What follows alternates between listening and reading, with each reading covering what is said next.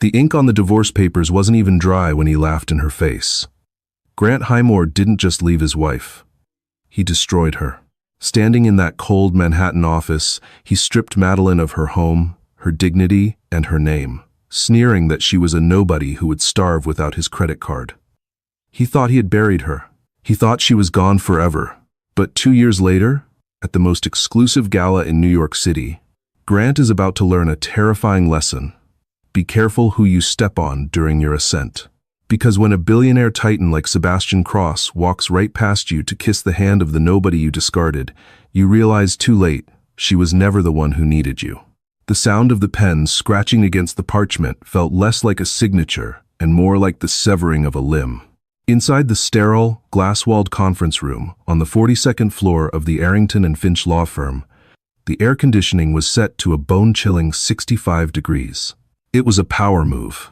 Everything Grant did was a power move. Madeline Sterling sat on one side of the mahogany table, her hands folded in her lap to hide the tremors. She wore a simple gray cardigan that had seen better days, her brown hair pulled back in a messy bun. Across from her sat Grant Highmore. He looked impeccable. He always did. His navy bespoke suit from Savile Row cost more than Madeline's father had made in a decade.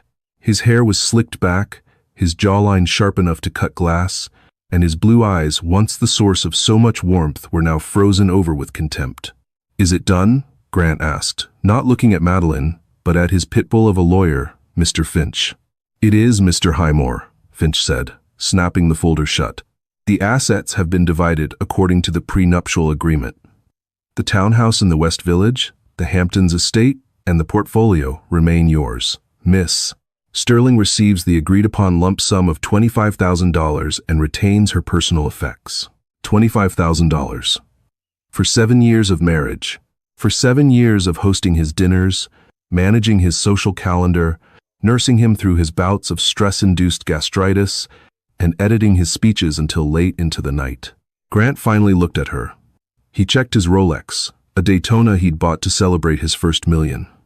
"Well," he said, standing up and buttoning his jacket, "that was easier than I expected." Madeline stood up slowly. Her legs felt heavy. "Grant," she said softly, I wanted to ask about the dog, Barnaby.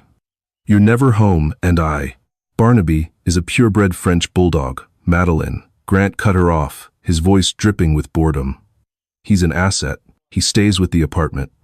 Besides, Tiffany loves him." The name hung in the air like toxic smoke. Tiffany, the 22-year-old Instagram model Grant had been mentoring for the last 6 months.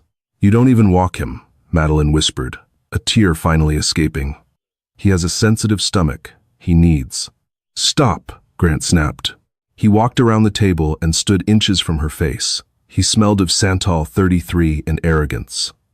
"Stop pretending you have any leverage here, Maddie. You don't get the dog. You don't get the house. You don't get the friends." He leaned in closer, his voice dropping to a cruel whisper. "Let's be honest, for the first time in 7 years, you were a bad investment. I picked you up from that diner in Queens because I thought you were quaint, humble. But you never grew, did you? You're still just a waitress playing dress-up. You're a nobody, Maddie. Without me, without the name Highmore attached to you, you don't exist in this city." He pulled back and turned to the door. "Security will escort you out.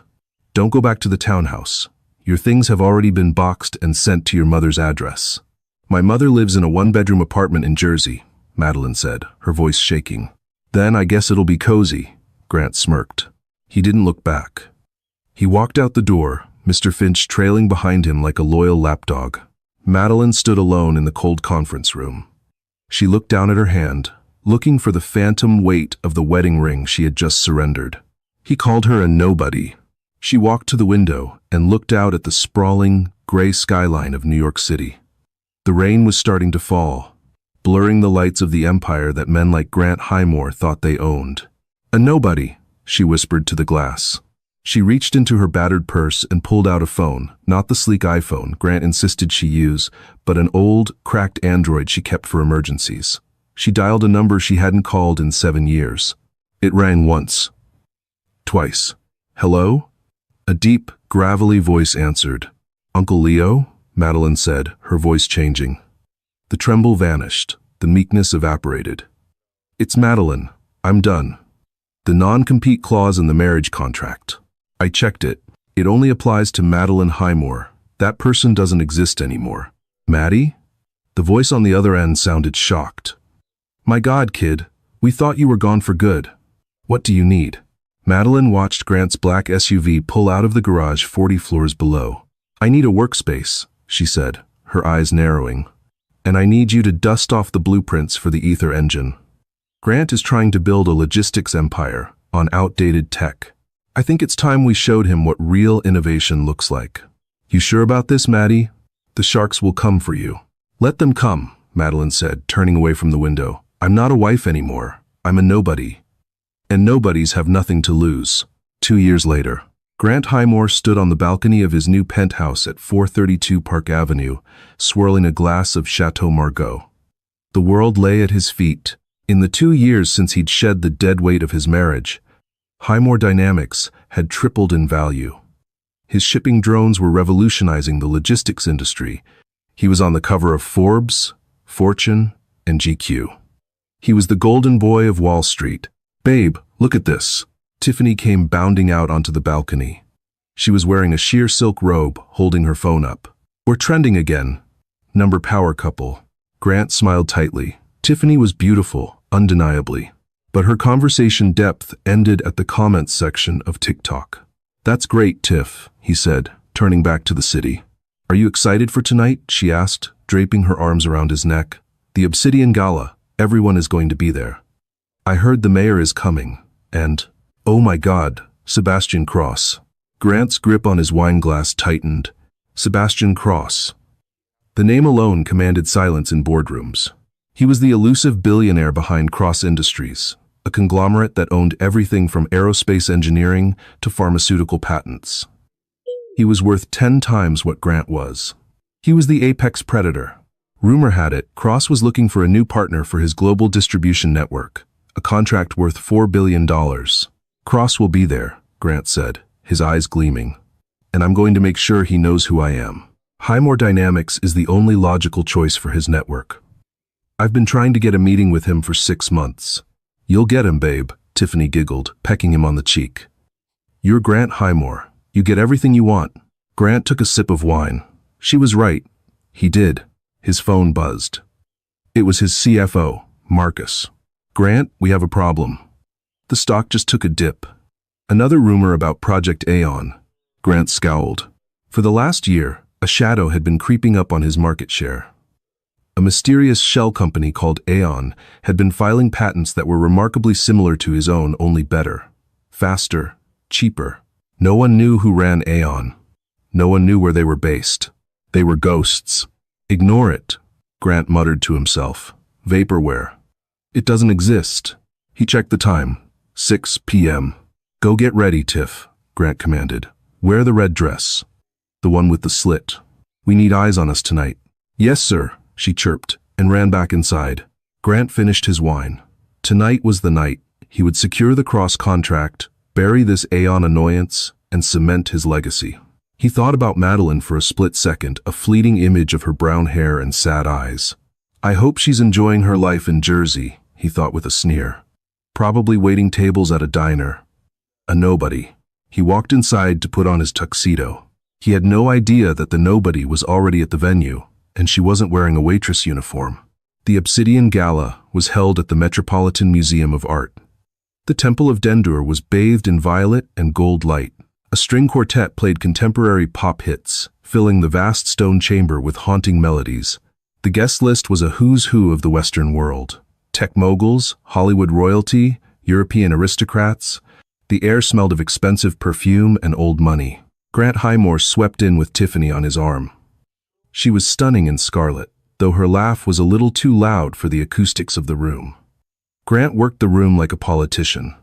A handshake here, a charming nod there. He felt electric. Grant, good to see you, called out David Sterling, no relation to Madeline, a hedge fund manager. Stock is looking strong. Always, David, always, Grant beamed. Have you heard? David lowered his voice. Sebastian Cross is actually here. He's in the VIP mezzanine, Rumor is he's announcing the partner for the Global Link project tonight. Is he? Grant adjusted his cufflinks. Then I better go pay my respects. Grant began to steer Tiffany toward the velvet rope guarding the VIP stairs, but the crowd was dense. He paused near the bar to grab a champagne flute. That was when the room shifted. It wasn't a sound, it was a silence. A ripple of quiet started at the massive entrance doors and spread inward like a wave. People stopped talking, heads turned. Even the string quartet seemed to falter for a beat.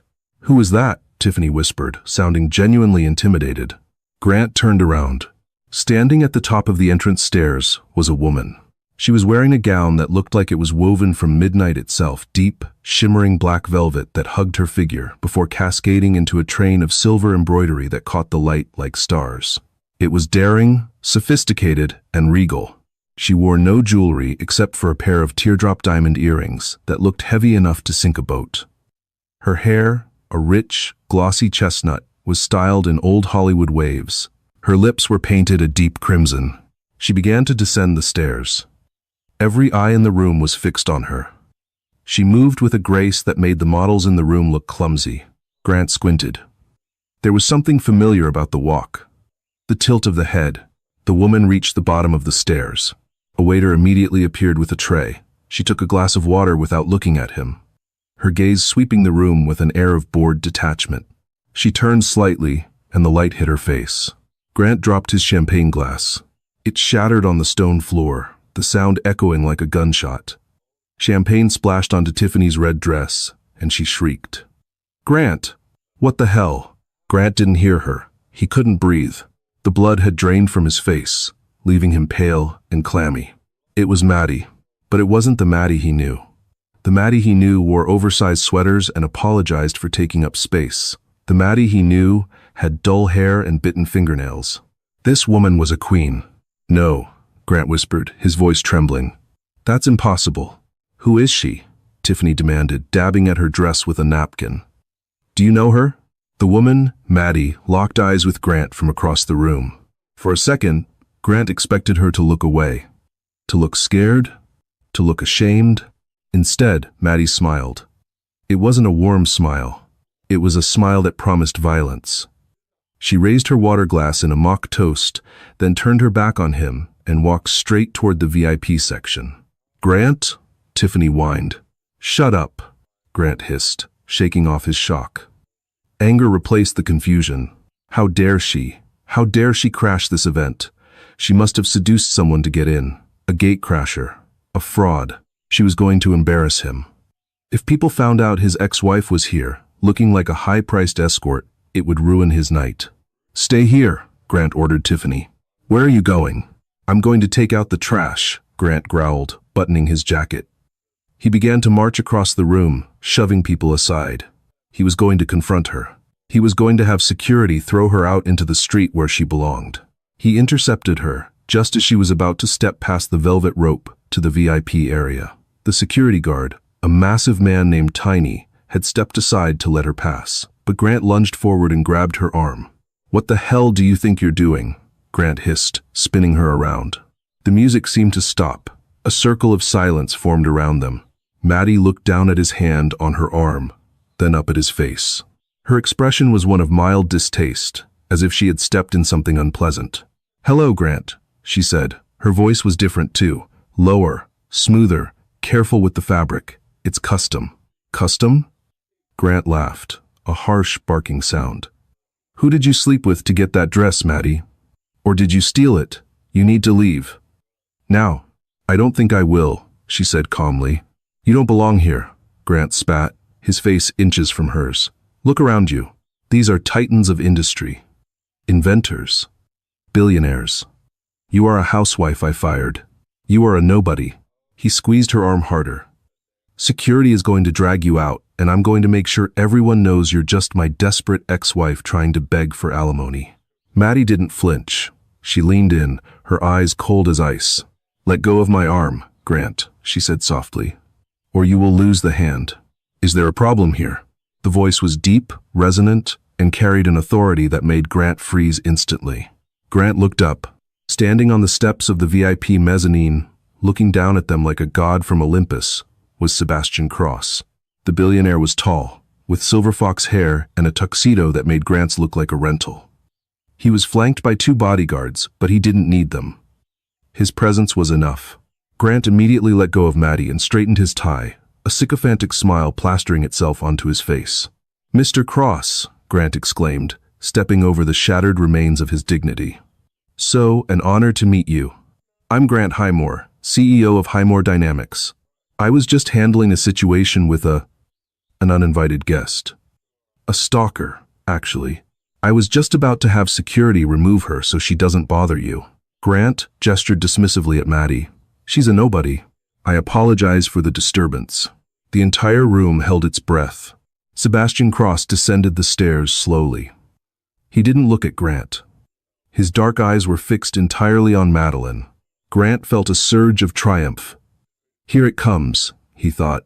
"Cross is going to have her thrown out. He hates disorder." Sebastian stopped in front of them. He towered over Grant. Then, the unthinkable happened.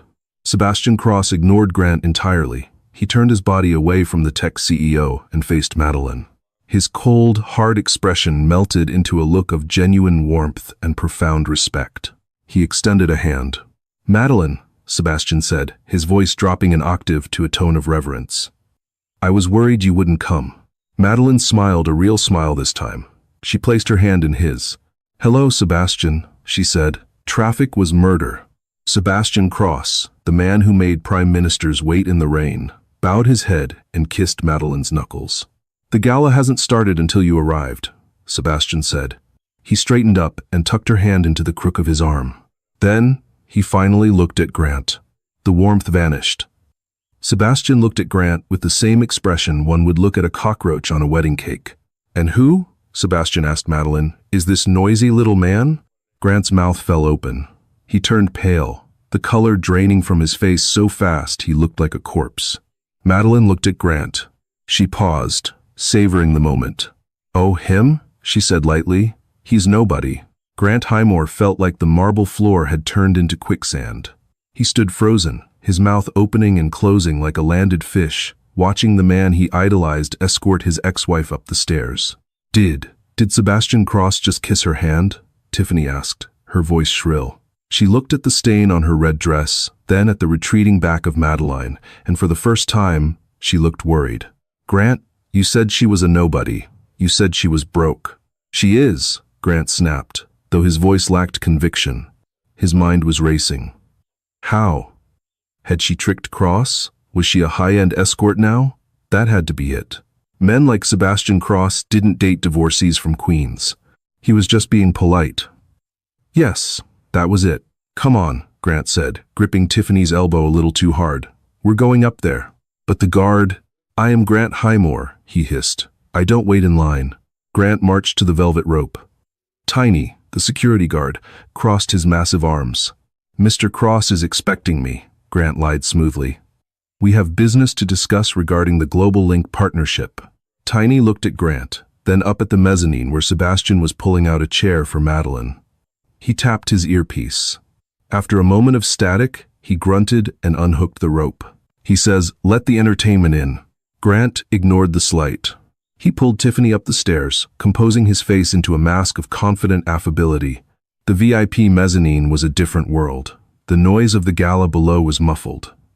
The table was set with baccarat crystal and gold leaf plates. Seated around the table were the titans of the world, the CEO of Eris Tech, the Duchess of York, and the founder of Cobalt Banks. And at the head of the table sat Sebastian Cross, with Madeline on his right. There were 2 empty seats at the far end, clearly the cheap seats of the billionaire table. Grant took them before anyone could object. "Sebastian," Grant said, leaning forward, flashing his blinding white veneers. "So glad we could finally connect. My office has been trying to reach yours for months. The synergy between Highmore Dynamics and Cross Industries is—" "Eat your salad, Grant," Sebastian said without looking up. He was busy pouring wine for Madeline. "The endive is flown in from Belgium." Grant flushed. He picked up his fork. The table was silent, save for the clinking of silverware. Madeline hadn't looked at him once. She was engaged in a quiet, intense conversation with the CEO of Aris Tech about quantum computing? Grant strained to listen. The issue with the cooling systems in the qubits isn't hardware, it's the algorithm, Madeline was saying effortlessly. If you route the processing through a liquid-state drive, you reduce heat by 40%. We ran the simulations last week. The CEO of Aris Tech, a man who had won a Nobel Prize, was nodding vigorously. Brilliant. Absolutely brilliant. I hadn't considered the liquid-state variable. Grant nearly choked on his endive. Since when did Madeline know anything about quantum computing? She was the woman who used to call him to ask how to reset the Wi-Fi router. So, Grant interrupted, his voice too loud. Maddie, you seem to have educated yourself since the divorce. Taking night classes? The table went quiet. Madeline turned her gaze to him. Her eyes were different now. They used to be soft, pleading for affection. Now they were hard diamonds. Life is the best educator, Grant, she said coolly. After all, I had 7 years of observing how not to run a business. Tiffany giggled nervously. I think Grant runs a great business. He's on the cover of Forbes. Forbes, Sebastian Cross mused, swirling his wine. A magazine for people who want to be rich, read by people who aren't. Real wealth doesn't advertise, miss. Tiffany, she squeaked. Right, Sebastian said dismissively. Grant, you're here because I enjoy a good comedy. But let's cut to the chase. You want the global link contract. You want access to my shipping lanes. It makes sense, Grant said, leaning into his pitch mode. Highmore Dynamics has the best drone fleet in the hemisphere. Our Swiftwing model is unbeatable. We can cut your delivery times by 15%. 15%? Madeline repeated. She picked up her wine glass. That's cute. Grant's jaw tightened. Excuse me? 15% is a rounding error, Grant, Madeline said. The industry standard is shifting. If you aren't hitting 30% efficiency increases, you're obsolete. And your Swiftwing drones? They have a fatal flaw. The battery overheats if the payload exceeds 5 pounds in humidity over 80%. I imagine that's a problem for Mr. Cross's operations in Southeast Asia. Grant froze. That was a classified internal issue. They had buried that data deep in the R&D logs. How could she possibly know that? Industrial espionage is a serious crime, Maddie, Grant warned, his voice low. I'd be careful what you say. It's not espionage if you wrote the original code, Grant, she replied nonchalantly. You didn't write anything. You were my wife, Grant shouted, losing his composure. Several heads at nearby tables turned. Sebastian Cross placed a hand on the table. It was a gentle movement, but it carried the weight of a gavel. Grant, Sebastian said softly, you seem to be under a misapprehension. You think Madeline is here as my date? Isn't she? Grant sneered. She's certainly dressed the part. Sebastian smiled. It was a wolf's smile. Madeline isn't my date, Grant. She's my partner. Grant blinked. Partner? In what? Sebastian stood up. He picked up a spoon and tapped his glass. The sound rang out through the massive hall. The music stopped. The chatter below died down. All eyes turned to the mezzanine. Ladies and gentlemen, Sebastian's voice boomed without a microphone. Thank you for joining us tonight. I promised you an announcement regarding the future of Cross Industries and the Global Link project. He gestured to Madeline. She stood up, the black velvet catching the light. She looked magnificent. Terrifying. I am proud to announce that Cross Industries has entered into an exclusive 10-year partnership with the most innovative logistics company in the world, Sebastian announced. Grant puffed out his chest. This is it, he thought. He's toying with me, but he's going to say Highmore Dynamics. He has to. There's no one else. Please welcome the CEO of Aeon Systems, Sebastian continued. Miss Madeline Sterling. The room erupted in applause. Grant sat in his chair, the blood roaring in his ears. Aeon? The mysterious company that had been stealing his market share? The ghost company? Madeline was Aeon? He looked at her. She wasn't looking at the crowd. She was looking directly at him. She raised her glass in a small, mocking salute. You, Grant whispered, the realization hitting him like a freight train. You built Aeon? Madeline sat back down as the applause died. She leaned across the table, her voice a whisper meant only for him. I built your company too, Grant, she said. I fixed your code. I designed your logistics maps. I wrote your speeches. You just never noticed because you were too busy looking in the mirror. But when you threw me out, you forgot one thing. What? Grant choked out. You kept the assets, Madeline smiled, but I kept the brains. The morning after the gala, Highmore Dynamics didn't open for business. It opened for a slaughter. Grant stormed into his office at 7 a.m., his eyes bloodshot, still wearing the tuxedo shirt from the night before. He hadn't slept. He had spent the night screaming at his lawyers, screaming at Tiffany, and screaming at the walls. Marcus, Grant bellowed as he kicked open the conference room doors. Marcus, his CFO, was already there.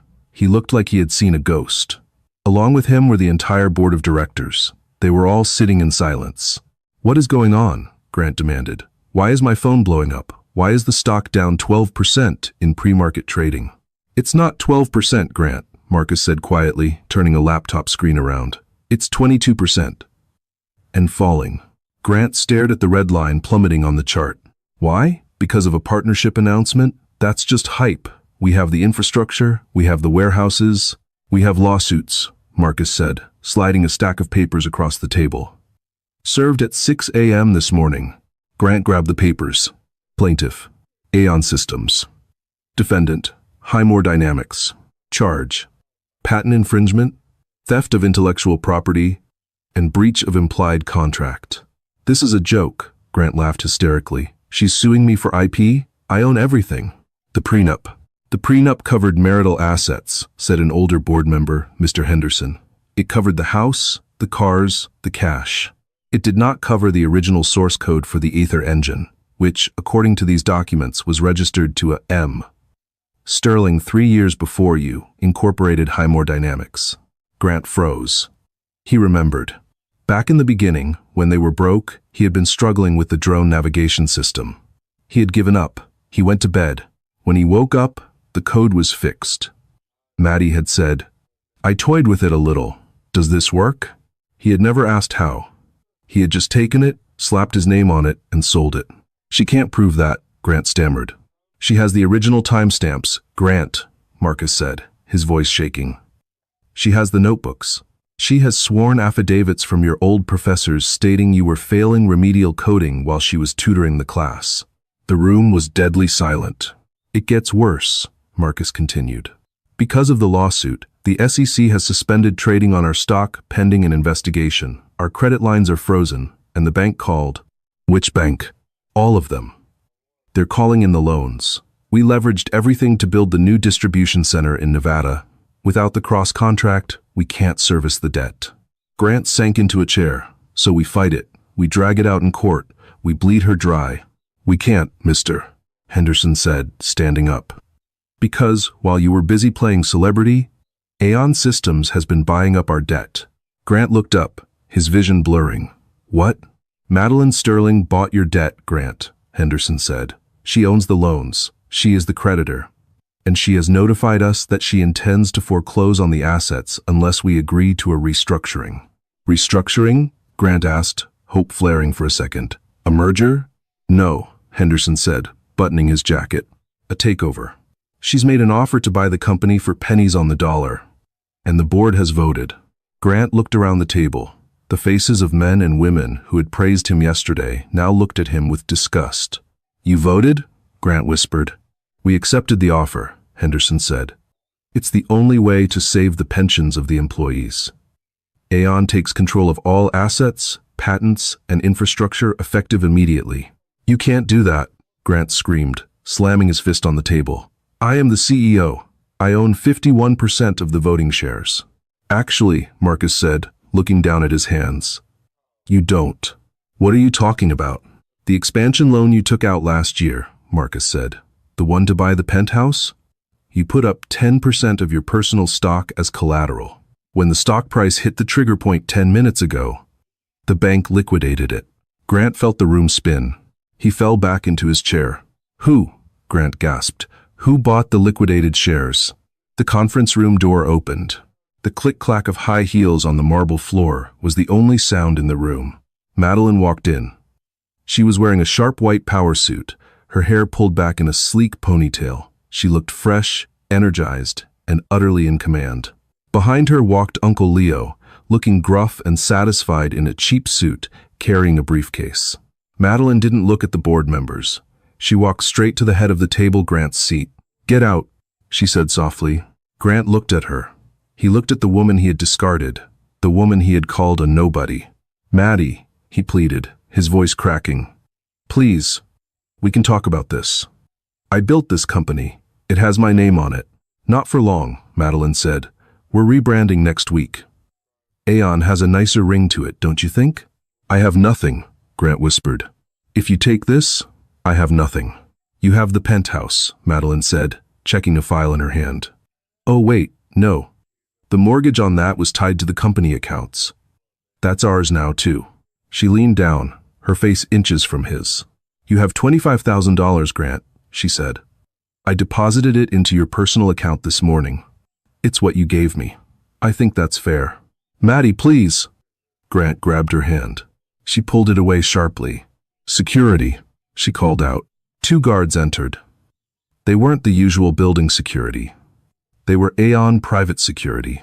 "Escort Mr. Highmore off the premises," Madeline commanded. "And make sure he doesn't take anything. Not a stapler. Not a pen." "You can't do this to me," Grant screamed as the guards grabbed his arms. He was dragged toward the door, his heels skidding on the floor. "I'm Grant Highmore. I'm a billionaire." "You were," Madeline corrected him, sitting down in the leather chair he had warmed for 5 years. She spun it around to face the window, looking out at the city she now owned a piece of. "Now," she said to the room, ignoring Grant's screams fading down the hallway. "Let's get to work. We have a lot of mess to clean up." As Grant was thrown out onto the sidewalk of Fifth Avenue, it started to rain. He stood there, shivering in his tuxedo shirt, looking up at the glass tower that used to be his kingdom. His phone buzzed. It was a text from Tiffany.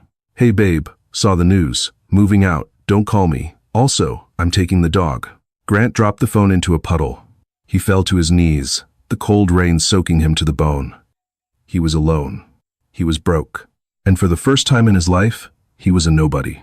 6 months later, the rain in New York felt different to Grant. It didn't feel like atmosphere. It felt like judgment. Grant sat in a booth at Sal's Diner in Queens, the very same diner where he had met Madeline 9 years ago. He wasn't wearing a Savile Row suit. He was wearing a windbreaker he'd bought at a thrift store. The coffee in front of him was lukewarm. He had spent the last half year trying to claw his way back. But the doors were closed. The Highmore name, once a golden ticket, was now radioactive. No venture capital firm would touch him. No board would hire him. He was a liability. The bell above the diner door jingled. Grant didn't look up until a heavy folder slid across the Formica table, bumping into his coffee cup. He looked up. Standing there was Uncle Leo. Madeline's uncle looked the same as he always had, grease under his fingernails, a flannel shirt, eyes hidden under bushy gray brows. But there was something different about his stance. He didn't slouch. "What do you want?" Grant muttered. "Here to gloat? Madeline already took the company. She took the house. I'm signing the bankruptcy papers tomorrow." "I'm not here for Madeline," Leo rumbled, sliding into the booth opposite him. "I'm here to collect a debt." Grant laughed bitterly. "Get in line, old man. I owe everyone." "You don't owe me money, Grant," Leo said. "You owe me an explanation." Leo tapped the folder.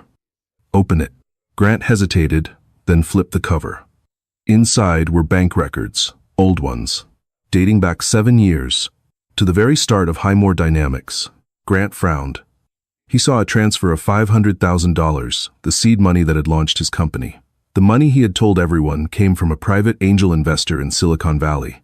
He looked at the name on the account, L. Sterling Holdings. Grant's eyes widened. He looked up at the old man in the flannel shirt. "You?" Grant whispered. "You were the angel investor?" "I worked 30 years at Lockheed Martin as a lead engineer," Leo said quietly. "I patented 3 guidance systems used in commercial aviation. I made a fortune, Grant. But I never liked the suits. I liked the work. So, I retired to Queens to fix cars." Grant felt sick. He had treated Leo like a servant. He had made Leo wait in the car during Thanksgiving dinners. He had laughed at Leo's cheap beer. "When Maddie married you," Leo continued, his voice hard, "she told me you had potential. She said you were brilliant. So I gave you the money. Anonymously. Because I loved her. And she believed in you." Leo leaned forward. I watched you take that money and build an empire. I was proud. Until I watched you stop building and start bullying. You forgot who wrote the code. You forgot who gave you the cash. You stood on the shoulders of giants and convinced yourself you were flying. I didn't know, Grant stammered. You didn't ask, Leo corrected him. You saw a mechanic, so you assumed nobody. You saw a quiet wife, so you assumed nobody. That's your fatal flaw, Grant. You think worth is something you wear. Leo stood up. He dropped a single $5 bill on the table to pay for Grant's coffee. Madeline wanted to destroy you, Leo said. I told her that wasn't necessary. You were doing a fine job of that yourself. This folder? It's the proof that you never made it on your own. Not once. From day one, you were living on sterling charity. Leo turned to leave, pausing at the door. Oh, and Grant? That nobody you divorced? She just closed the deal with NASA. Turns out, they like her code. The door chimed shut. Grant stared at the bank records, the fluorescent lights of the diner humming above him. The silence was deafening. The wind at Teterboro Airport didn't just blow, it bit.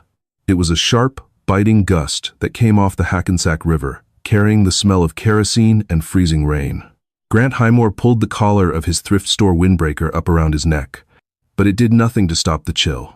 He stood outside the chain-link perimeter fence of the private airfield. His fingers curled through the diamond-shaped steel mesh until his knuckles turned white. He shouldn't have come. He knew that. It was masochistic, but he couldn't stay away. All morning, the news channels had been screaming about it. CNBC, Bloomberg, even the mainstream networks were interrupting their broadcasts for the event of the decade. Aeon Systems, the company born from the ashes of his own empire, was unveiling the Aeon X prototype. It was a hypersonic transport jet commissioned by NASA and the European Space Agency, designed to revolutionize global logistics. And she built it. Grant looked through the fence, his eyes stinging from the cold and the lack of sleep. 200 yards away, on the private tarmac, the jet sat like a predator waiting to pounce. It was painted a matte, light-absorbing black, with the sleek, silver Aeon logo emblazoned on the tail fin. It looked dangerous. It looked expensive. It looked like the future, a future he was supposed to own. A fleet of black SUVs rolled onto the tarmac, flanked by police motorcycles. The press pen, set up near the hangar, erupted into a frenzy of camera flashes. Grant watched as the doors of the lead SUV opened. Sebastian Cross stepped out first. He looked every inch the titan of industry, wearing a long charcoal wool coat over a suit that probably cost more than the sedan Grant had driven here in. Sebastian turned and offered a hand to the person still inside. A black stiletto heel touched the pavement. Madeline emerged. Grant felt the air leave his lungs. She wasn't wearing the soft cardigans she used to wear when she made him soup. She wasn't even wearing the gala gown. She was dressed for war. She wore a tailored white trench coat, belted tightly at the waist, contrasting sharply with the dark tarmac and the black jet. Her hair was blown back by the wind, but she didn't seem to notice. She looked radiant, terrifying, and utterly untouchable. Grant pressed his face against the cold fence. "Look at me," he willed her. "Just look at me. Acknowledge that I exist." Inside his mind, the memories were playing on a loop. He remembered the night he told her she was a nobody. He remembered the sneer in his voice. "Without me, you don't exist." The irony tasted like ash in his mouth. He was the one standing in the mud, shivering, while she walked on red carpets. "Back away from the fence, sir." Grant jumped. A security guard, not private security, but a Port Authority officer was standing behind him, hand resting near his belt. "I'm just watching," Grant rasped, his voice sounding thin and pathetic even to his own ears. I used to know her." The officer looked Grant up and down. He saw the scuffed shoes, the unshaven jaw, the desperate eyes. He saw a crazy person. "Sure you did, buddy," the officer said with a pitying smirk. "Just keep moving. This is a restricted area." Grant didn't move. He couldn't. On the tarmac, Madeline stopped. She was speaking to a group of Japanese investors who were bowing deeply to her. She returned the bow with perfect form, graceful, respectful, commanding. Sebastian leaned in and whispered something in her ear. Madeline laughed. It was a genuine laugh, throwing her head back. Grant remembered that laugh. He hadn't heard it in 5 years. He realized with a sickening jolt that he had stopped trying to make her laugh long before he divorced her. Then, the press conference began. Microphones were thrust toward her. Grant couldn't hear the words over the wind, but he had the live stream playing on his cracked phone screen. The audio lagged by a few seconds, creating a surreal echo. "Miss Sterling," a reporter shouted from the phone speaker. Critics said that acquiring Highmore Dynamics was a risky move given their debt load. "How did you turn it around so quickly?" On the screen, and in the distance, Madeline smiled. "Highmore Dynamics had excellent bones," Madeline said into the microphone, her voice crisp and confident, "but it lacked a soul. It lacked vision. We didn't just pay off the debt. We restructured the philosophy. We stopped building things to sell them and started building things to solve problems. That is the Aon way." "And what about your ex-husband?" another reporter shouted. Grant Highmore claimed he was the architect of the original technology. "Do you have a comment on his bankruptcy?" Grant's heart hammered against his ribs. This was it. She was going to gloat. She was going to crush him publicly. He deserved it, and he knew it. Madeline paused. She looked directly into the camera lens, and for a second, Grant felt like she was looking through the phone screen, straight into his soul. "I don't think about the past," Madeline said simply. "I'm too busy building the future." Next question. She dismissed him. She didn't destroy him. She did something worse. She erased him.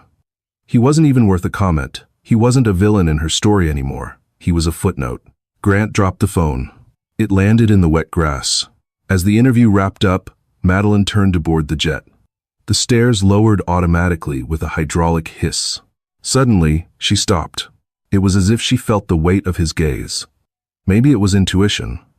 Maybe it was just chance. But Madeline turned away from the jet, away from the cameras, and looked out toward the perimeter fence. The distance was too great to see facial features clearly, yet their eyes locked. Grant froze. He wanted to shout. He wanted to wave. He wanted to scream. I'm sorry I was a fool. I'm sorry I didn't see you." But he stayed silent.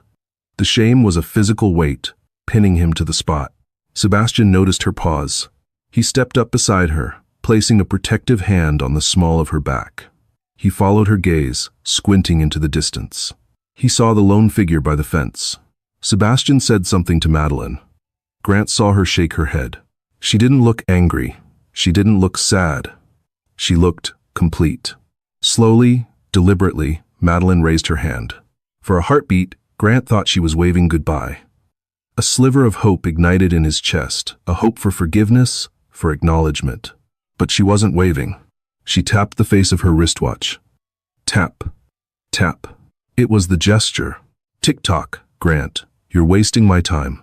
It was the exact gesture he had used on her 1,000 times in restaurants, in their living room, in the car.